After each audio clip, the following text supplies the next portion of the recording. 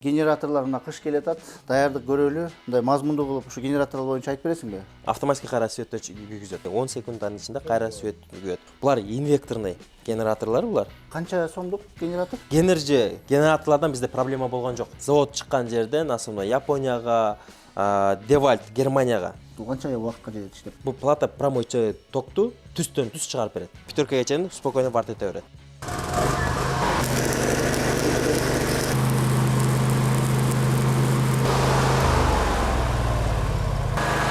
Шум көп болсо, соседтер чыгат, башка болот. Свет өчкөндө замат эле иштете алат. Замат өзгөрөт. Мына Генераторлор полный. Турбина бар ал жакта. Турбиналары бар. Кадимки бир трактордун моторундай элеген го, Ооба, ошо сатылгандан анан асатык азыр ушул экөөсү калды. Канча айга бөлүп берсе болот? 2 жылга чейин.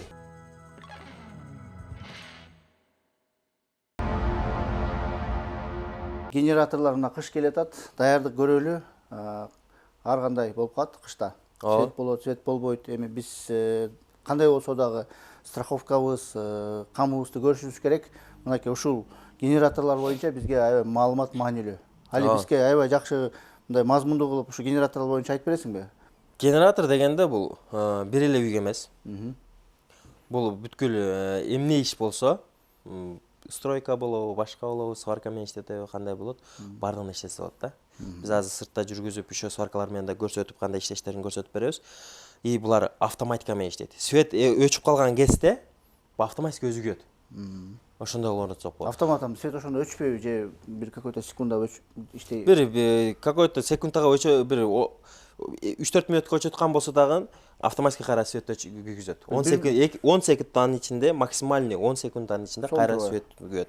Бул отдельно бизде аверде коет мындай АТС автоматика булар. Бул автоматикалар болсо буларга уланат основной. Свет өчкөндө кайра автоматика күйгүзүш үчүн. Булар инвекторный генераторлор булар. Жакшылыгы. Инвекторный генераторлор булар эмнеге керек? Инвекторный генераторда скачок болбойт. Скачок болот өтө мындай минимум түрдө да. Мисалы үчүн керектелер 5-6% генераторда ток стабильно барбайт. Ошон үчүн компьютер үйүндө камералар болсо, башкалар болсо инвекторный коюш керек. Кичинекей скачокторго баягы назиктер, назик аппараттарга инвекторный койсо, ошол инвекторды генераторлор кармап берет. Мына ошо инвекторный генераторлордун артыкчылыгы ошондо экен да.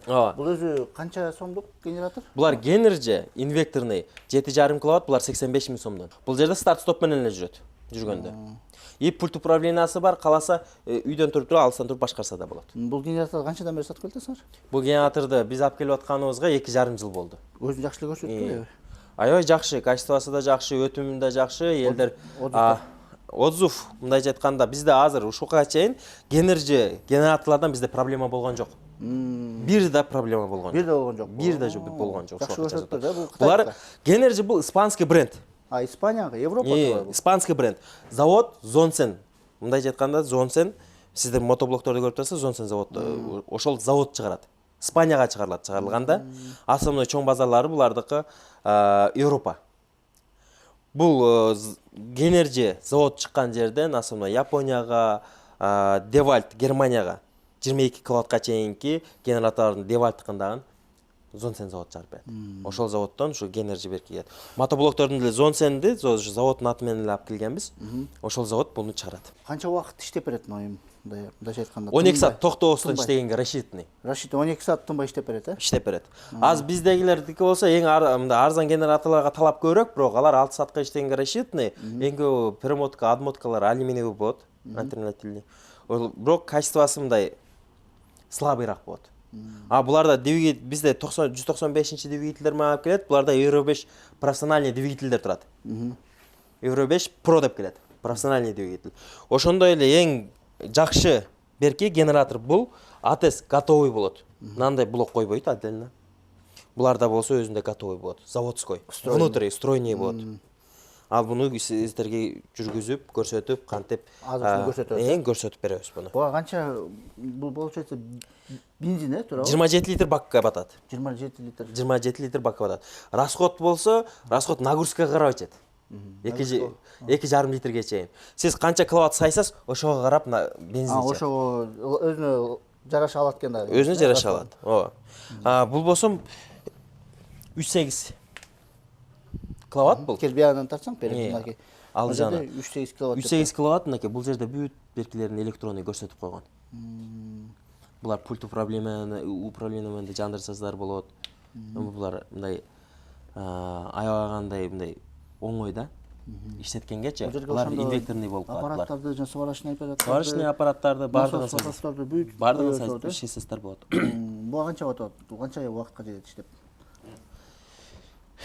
Бул иштегенин мындай, бул деле 12 саатка чейин иштей берет. Бул эми киловаттына жараша иштетиш керек да. Чисто фактически 3,5 киловатт берет булар. Буларда инвекторный болуп калат. Булар 52 миң сомдон. Строильный АТС болсо бул 65 миң сом. Бунусу 65, буну 52. Бул 7 киловатт. Бул 7,5 киловатт, булар 85 миң сомдон. Мына эми генераторлор оор болот негизи. Мына эми машинеге салып алып туруп алып кетсе болот экен, да? Bundan чоң генераторлор бар, сыртта турат, аларды жүргүзүп көрсөтүп беребиз. Генерджи беркинсин генератордон 22 киловаттка чейинки генераторлор бар азыр бизде наличие. Заказ берип алса болот. Ишеним түрдө жети областка жеткирип берүүлөрүн бекер кылып беребиз. Негизи гарантия бизде эч проблема болбогон, негизи ушуга чейин эгер гарантия жагына келсек болсо, буларга дагы мен 6 ай гарантия берем. Сервисный обслуживаниясы? Жок, ремонт, запчасти полный бекер кылып. Полный, запчастар бар. Запчастар бар, проблема эмес. Ушул генераторлорду азыр магазинде кичине чекесин айтып берип туруп, анан оталдырып иштегенин көрсөтүп беребиз сиздерге. Башка генераторлорго караганда Genergy фирманыкы эң жакшы жерлери буларда звук да азыраак чыгат. Башка генераторлорго караганда. Баштап атпайт. Кээки 195-двигатель, 170-двигательдер аябай мындай катуу үн чыгарылат. Өзүңүз байкаган болушуңуз керек. Сонун сен мотоблокторунда үн азыраак чыгат.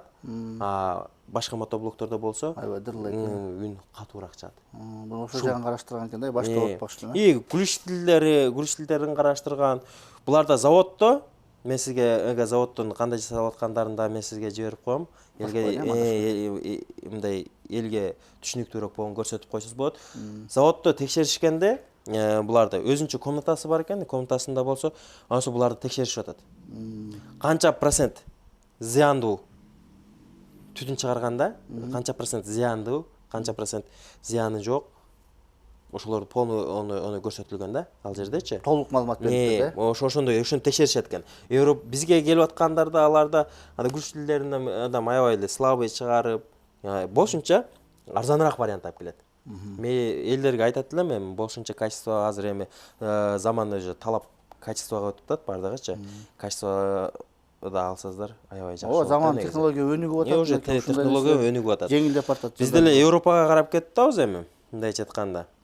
Эми али мен аудиториям баягы көбүнчө айыл чарба дыйканчылык менен алек болгондор да, эми строительство, эми генераторлор баарына керек деп ойлойм. Ошол эле жана бассейн, ошол эле жанагы холодильниктерге эми аябай керектүү нерсе экен да бул. Мисалы үчүн бассейндерге койсоңуздар иштеп бере берет да. Бул 7 киловаттык генератор 7,5 үйгө кенен жетет. Анткени азыр биз Кыргызстанда 4 киловаттка түшүрүп койду. Разрешение киловатты. Бир 7 киловатт коюп койсо, ал кенен жетет. Любой генератор алып атканда запас менен алыш керек эл. Койкум мен 5 киловатт, 4 киловаттка, 4 киловаттка арзаныраагын албаш керек. Генераторунда запас менен туруш керек. Ал жерде перезапуск аябай мындай кээки киловаттар 1 киловатт болсо 2 киловатт менен иштеп, какой-то 10-15 секундта. Ошо кезде көбүрөөк соргон кезде генератор туруштук бериш керек. Биздикилер ошо 7 киловаттпы, 7 киловатты алышат. Жок, 7 киловаттка болсо, мындайча айтканда 10 киловатт хотя бы алыш керек. Ашыгы менен алып койсоңуз жаңылбайт экенсиңер. Эгер өзүн туптур алып койсоңор, анда жетпей көбүрөөк кеске иштеп берген. Инвекторный Genergy фирманыкы бул инвекторный, основной компьютерный системаларга, напряженияга ойноп турган системада иштей албаган компьютерный кандай дагы ошо мисалы үчүн камералардык болот, врачтардын өздөрүнүн аппараттары болот. Оборудованиялар бар, чувствительный. оборудованияларга инвекторный колдонуш керек. Газовый котелдорго полный колдонуш керек. Колдонгондо алар жүзө чувствительный, аларга 220 ток чыгып берип турбаса, анда алар бат күйүп кала берет. Өзүнүн бир стабилизациясы Кымбат нерселерге. Инвекторный бул плата. Бул плата прямой токту түстөн түз чыгарып берет. Эгер генератор бөлөк генератор болсо, не инвекторный эмес генератор болуп аткан болсо, ал уже переменный токту которгон кезде уже скачок болот. Генераторда түз ток барбайт. Ошонун эсебинен генераторда болсо мындай стабилизатор коюшка туура келип калат. Ошондо бул 12 сааттан деле ашык иштеп берип атабы? 12ден 14 саатка чейин спокойно иштесе болот. Бизде эң көбү мындайча айтканда базарда арзан генераторлар 192 двигательдер менен берип аткан генераторлар болсо, алар мисалы үчүн аварийлерге көп коюшуп атат. Аварийлерге койгон кезде если 2 күн, 1 күн, 3 күн деп өтүп светтер жок болуп калса, көп убакыт иштегенге не рассчитанный генератор. Сбой берип баштайт. Анткени алар 8,5 киловатт деп жазып коюлат, фактически бергенде 6 киловатт же 5,5 киловатт берип калат. Ошол кезде көпкө жетпейт. Мунун өзүн муздатып, өзүн мындай охлаждение болсо буларда воздушный охлаждение булардыкы.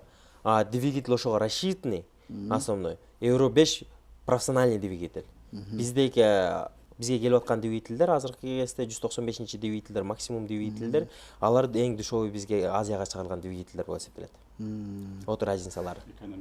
Инвектор болсо более экономичный болот, и звук аз болот. Жокту азаят да. Мен өзүм компьютер иштетем, монтаж кылам да мен. Видео съемка менен иштеп атканда монтаж кылабыз. Анан жанагындай свет өчүп скачок болгондо компьютер өчүп калып, күйүп, ошентип компьютердин баягы износ болуп кете берет да. Анан мына инвекторный эң ылайыктуу экен да ошого. Анткени биз дополнительный момундай бир USB-дечи эле, ошону кошобуз да. Светтер чуркаганда ошону UPS свет өчүп калганда, чтобы бизге компьютерди завершать этип, жанагы өзүнүн системасын завершать этип токтош керек да. Тарс эткип өчүп калбаш керек. Ошондо муну как раз жакшы берет экен да, Бул ошол система, ошол функцияны аткарат да, түздөйт, UPS-тин бир функциясы ошол да, стабильный кылып берет. Түк эткиз светин магайт эткенде компьютер өчө берет да, ошентип отуруп блок питаниясы износ. Мынакей ушул инвекторныйга маани беришиңер керек экен, урматтуу көрүүчү, урматтуу жалпы жамаат деп коеюн, дыйкандар гана эмес, бүт баарына керек да бул инвекторный деп маалымат алышыңар керек экен. Дагы толук маалыматтарды телефонго калтырып коем, WhatsApp номерлерди калтырып коем, дарегин жазып коебуз, келип живой көрүп, болбосо баягы суроолоруңарды берип, видео эмелерди жибере бересиңер. Кандай иштеп атканын эмелерди. Ушул эле магазиндин мына оросуна чыгып, сиздерге атайын бүт иштеп аткан процессинен бери көрсөтүп, от алдырып, азыр Али кененирээк айтып берет, Али. Чекесинен да түшүндүрүп кете берсең. Биринчи сомпорт деп коебуз. Мына Genergy генератордун чоңдору бул жакта азыр магазинге атпастан бул жакка коюп койгонбуз. Бул 9,2 чисто трокфаска киловатт чыгарып берет. Одна фаскага 8,2 киловатт чыгарып берет. Одна фаскага. Булар полный масляный фильтр, статор, старт-стоп, полный аны иштесеңиздер болот да. Андан кийинки болсо, бул Genergy'nin 11 киловаттыгы, чисто фактически 11 киловатт берет. Буларда болсо бардыгы буларда 2 в 1 болсо, ал 9,2 киловаттык. Можно статор менен, можно ручной. Буларда болсо андай эмес. Булар только статор менен жүрөт. Аккумулятор менен.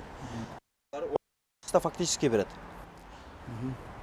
11 киловатт трехфаскага берет, однофаскага 4 киловатт берет, чисто фактически бергени. Андан кийинки болсо изварт деп коебуз. Булар Genergy'nin 18,5 киловаттыгы, чисто фактически 15 киловатт берет бергендиги. Азыр ошо 15 киловаттыгыбыз менен сиздерге 500 амперлик сварка трехфаска менен болсо, Велданыкын. Кандай иштештерин, кандай анда результат көрсөтүштерин, канча ампер менен иштештерин мен көрсөтүп берем.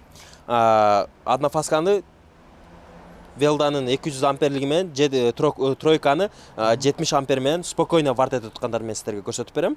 70 ампер менен, 200 ампер менен болсо пятеркага чейин спокойно варт эте берет. Ошондо экөөнү бирдей эле кошулуп туруп эле иштете беребизби? Ооба. Кайсынысы болсо ошол иштей берет. Алмаштырып отурбай эле бир эле сайып. Жок, бир эле сайып койсоңуздар боло берет. Бул деле старт эме менен кетет. Аккумулятор менен жүрөт. Бул жерде трокфаска, бул однофаска 32 ампер. Эгер трокфаскага иштеген кезде 32 амперме иштеш керек бул менен. Однофаска бул 16 ампер, бул сварканын көп күчүн көтөрө албайт. Анткени мен азыр 200 амперге коюп туруп сайсам буну, бул автомат таштайт, автоматический түрдө. Өзүнүн защиткасы бар экен. Защиткасы бар. Сваркаларды иштеткен кезде 32 амперге сайыш керек, однофаскаларды.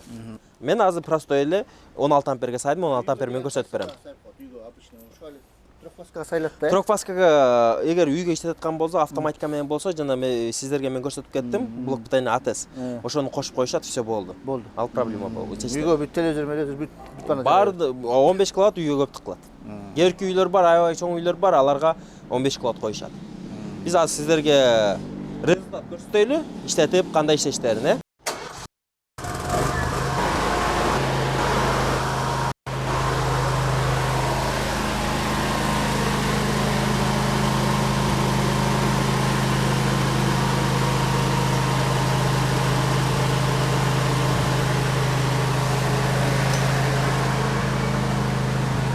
Көп караба.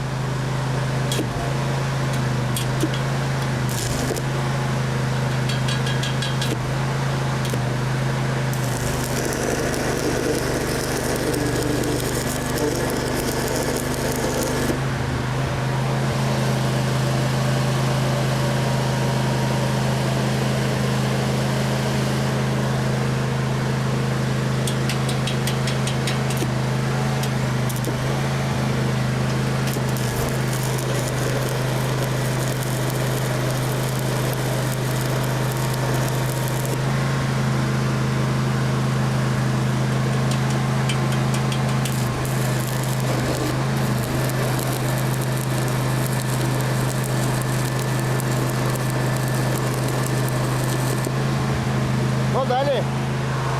Stop gel.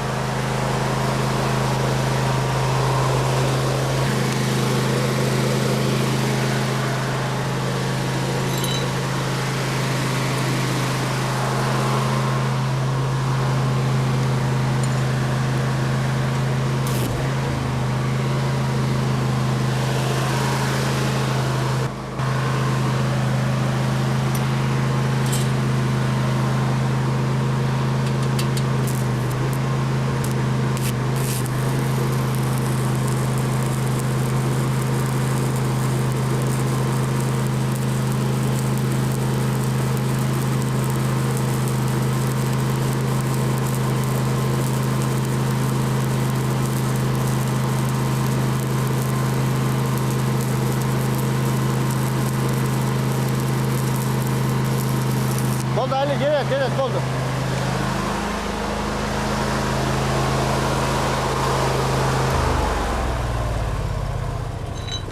Bak.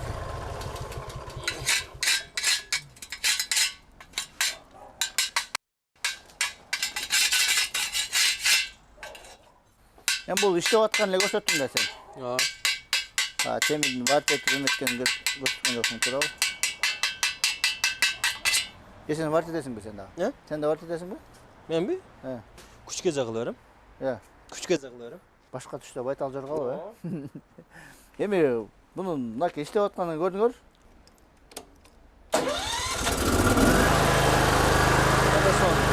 Шум да азыраак болот. Кээкилерге шаар жер кезинде шум көп болсо, соседтер чыгат, башка болот.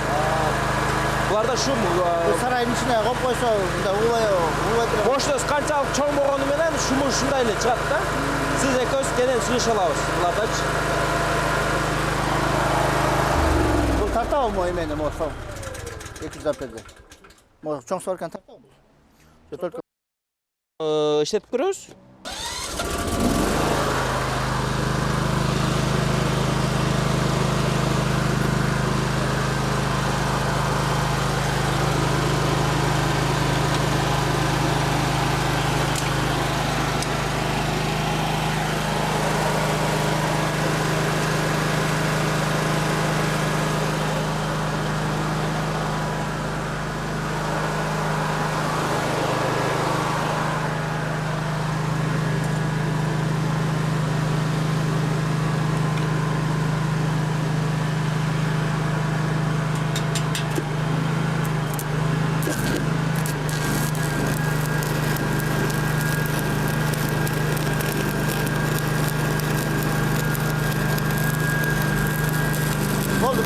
стоп. Oldu, все. Все, болды, ölçüp.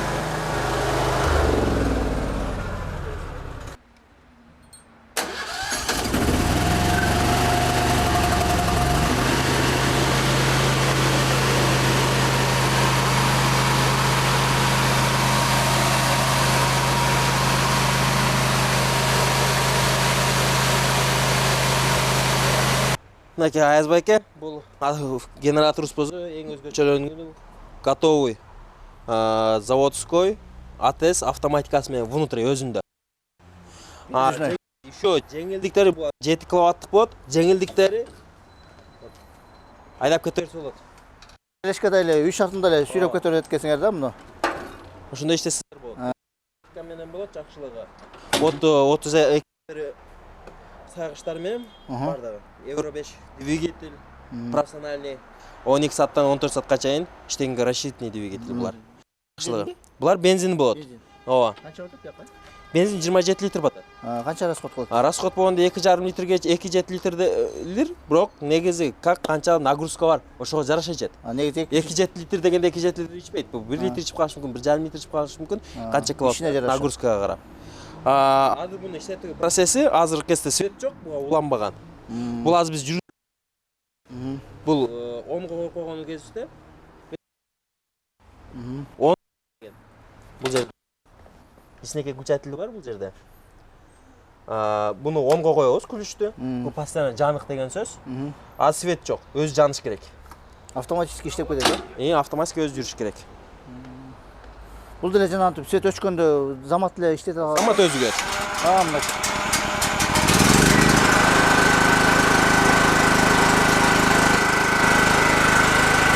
Өчүрө берейинби? Мына урматтуу көрүүчү, бул өзү автоматически жанды. Эми биз кышка даярдык көрүшүбүз керек. Кышында свет өчүп, иштерибиз токтоп калбаш үчүн мынакей ушундай автоматтык түрдө генераторлорду караштырып, азыртан эле маалымат топтошубуз керек. Алинин номерин, бияктан ушул магазин номерин калтырып коем. WhatsApp номерлерге керектүү суроолоруңарды, биз бере албаган суроолоруңарды берип, толуктап азыртан маалымат топтой бериңиздер. Булар эми азыр сан деле чектеле болуш керек, Сан көп азыркы кезде. Сестер болот. Сестер алсаңыздар болот. Эми кышка даярдыкты азыртан көрө берели. Мына эртең эле кар жайт. Даяр болуп туралы, Именно бир үйгө эмес. Бул строительный компанияларга, бизнестерге, кафелерге, больницаларга, кичинекей кафелерге, кичинекей мини кафелерге, мастерскойлорго баарына койсоңуздар болот. Бизде гарантиясы менен, запчастьтары баарына бизден алсаңыздар болот. Бул айтылды. Биз азыр эмнени кылабыз? Тети генераторлорду айтып коелу. Бул генераторду обзор кылып турдук. Бияк бүттү, Бул жак бүттү. Азбек 50 киловаттыктар эле калды. Бул жерде. Азыр кул мынакей.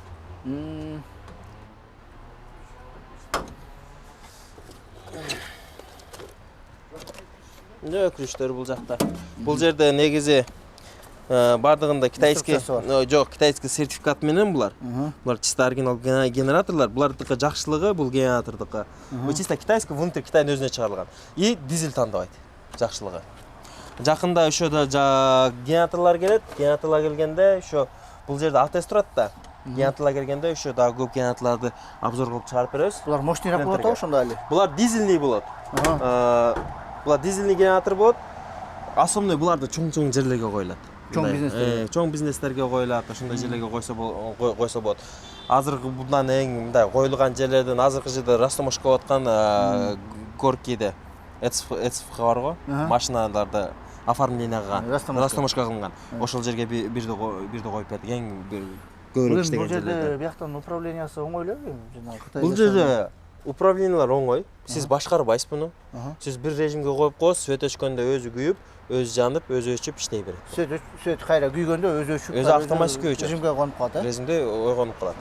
Буну эми сатасыңар буларды дагы. Булардыкы болсо 50 киловаттыктар булар. 50 киловаттар $5500 болот азыр кезде. Сатасыңар, э? 5500 доллар. Бул азыр наличие канча ошо экөөлөбү? Азыр наличие экөө калды. Генераторлор полный. Турбина бар ал жакта. турбиналары бар. Кадимгидей илеген бир трактордун моторундай элеген го, Ооба. Бул жерде 4 цилиндр, 4 форсунка турат. 4 цилиндр болот.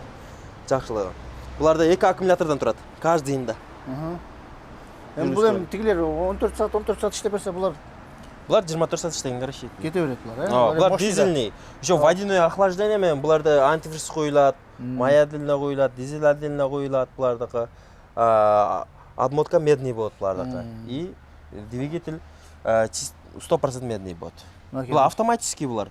Как Аябай сонун окатта булчу. иштегенде. Аябай генераторлор 5 шумный болот, но сыртында эмнеге мындай капталып турат. Булар 5 шум шумный. изоляция бар турбу? Ооба. Шум изоляциясы бар экен. $5500, гарантиясы канча запчасттары менен? Гарантия сервисный 1 жыл берилет.